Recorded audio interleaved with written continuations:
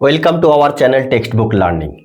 দেখো, এই বোর্ডে লেখা শব্দ দুটি নিয়ে অনেক সময় আমরা কনফিউশনে পড়ে যাই। টিএইচ এর উচ্চারণ দ হবে নাকি থ হবে, পাশাপাশি টিএইচ ই এর উচ্চারণ আমরা দি করব নাকি দা করব, কখন কোনটা করব, এটা ভুল না এটা ভুল নাকি দুটোই ঠিক, সেই নিয়ে আজকে আমরা সংশয়টা দূর করার চেষ্টা করব সংক্ষেপে। দেখো, টিএইচ এর উচ্চারণ কখন দ হবে, ছোট্ট একটা কথা মনে রাখলেই হয়ে যাবে। দেখো, টি এইচ এর পরে যদি ই থাকে তাহলে সবসময় দ এর উচ্চারণ হবে। আমাদের মনে রাখতে হবে, টি এইচ এর পরে যদি ই বর্ণটি থাকে তাহলে সবসময় এর উচ্চারণ দ হবে, দ। আর যদি টি এইচ এর পরে ই না থাকে তাহলে অবশ্যই সবসময় কি হবে, থ এর উচ্চারণ হবে। তবে এই নিয়মেরও কিছু ব্যতিক্রম আছে, সেগুলো আমরা দেখার চেষ্টা করব। তাহলে প্রথমে আমরা দেখি টিএইচ এর উচ্চারণ কখন দ হয়। তাহলে দেখো, টিএইচ এর পরে যখন ই থাকছে কোন কোন ক্ষেত্রে টিএইচ এর উচ্চারণ দ হয়। যেমন টিএইচ ই দা উচ্চারণ করি আমরা, বা দি উচ্চারণ করি, তাহলে দ পেলাম, কারণ টিএইচ এর পরে ই আছে। এটাও ঠিক তেমনি দি, দিস, দেয়ার, আদার। দেখো, টিএইচ এর পরে ই আছে তাই আদার, দ এর উচ্চারণ করছি আমরা।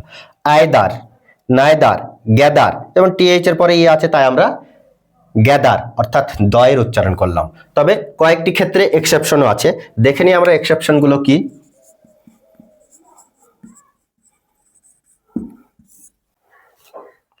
দেখো, এবার কিছু এক্সেপশনও রয়েছে।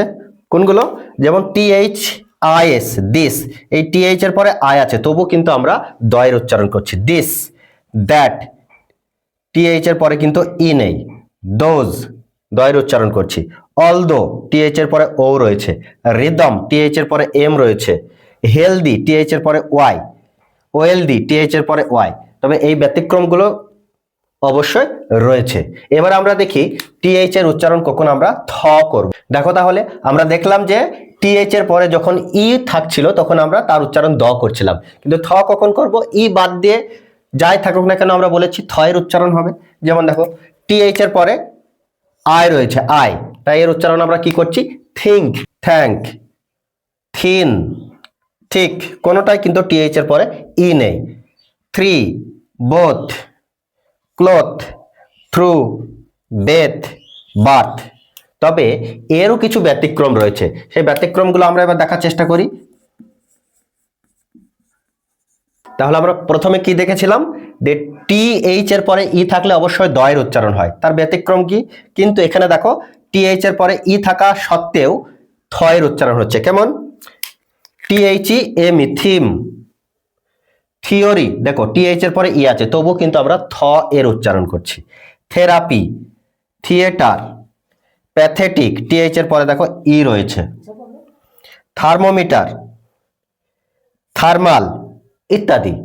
তাহলে আমরা দেখলাম টিএইচ এর উচ্চারণ কখন দ হলো এবং কখন থ হলো। এবার আমরা দেখার চেষ্টা করি টিএইচ এর উচ্চারণ কখন আমরা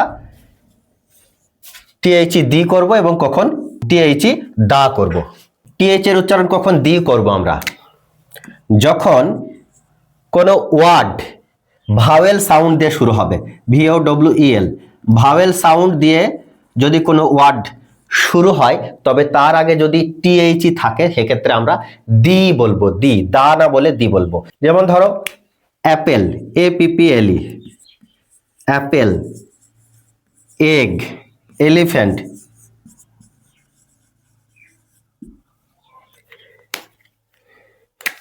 এই শব্দগুলির আগে যদি টিএইচ ই থাকে তখন আমরা দি উচ্চারণ করব, দি উচ্চারণ করব।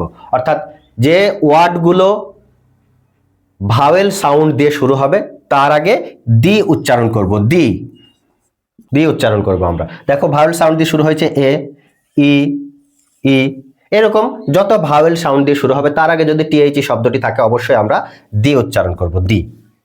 এবার আমরা দায়ের উচ্চারণ কখন করব? যদি কোনো